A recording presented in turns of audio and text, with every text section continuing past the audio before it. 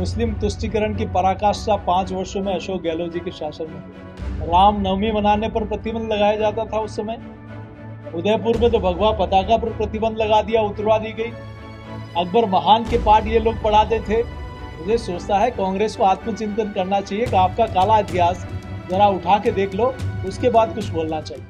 मैं आदरणीय गहलोत साहब बहुत अनुभवी और बुजुर्ग नेता है, मैं उनसे पूछना चाहता हूँ, जब भारत की सेना लाहौर तक पहुंच गई और हजारों सैनिकों को बंदी बना लिया गया, तब पाक अधिकृत कश्मीर क्यों पाकिस्तान को दे दिया गया?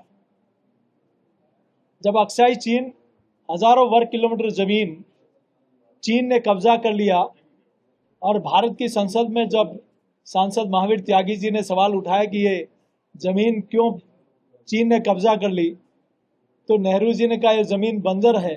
तो सांसद महावीर त्यागी जी ने कहा कि सर से टोपी उतार के कि मेरे सर पे बाल नहीं है तो क्या गर्दन काट के फेंक देंगे क्या?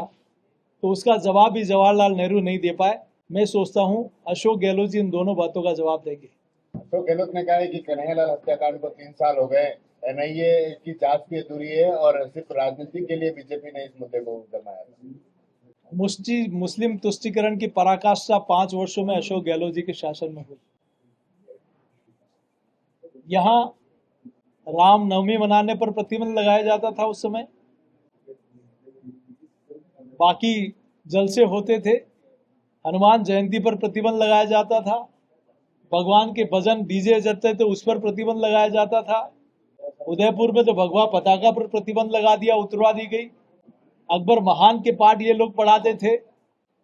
मुझे सोचता है कांग्रेस को आत्मचिंतन करना चाहिए कि आपका काला इतिहास जरा उठा के देख लो, उसके बाद कुछ बोलना चाहिए। उनका एनआईए केस नहीं लेती तो हमारी सरकार में सजा हो जाती है। उनकी सजा, उनकी सरकार किस दिशा में 5 साल चली उनको अब अनुभव हो गया। चलो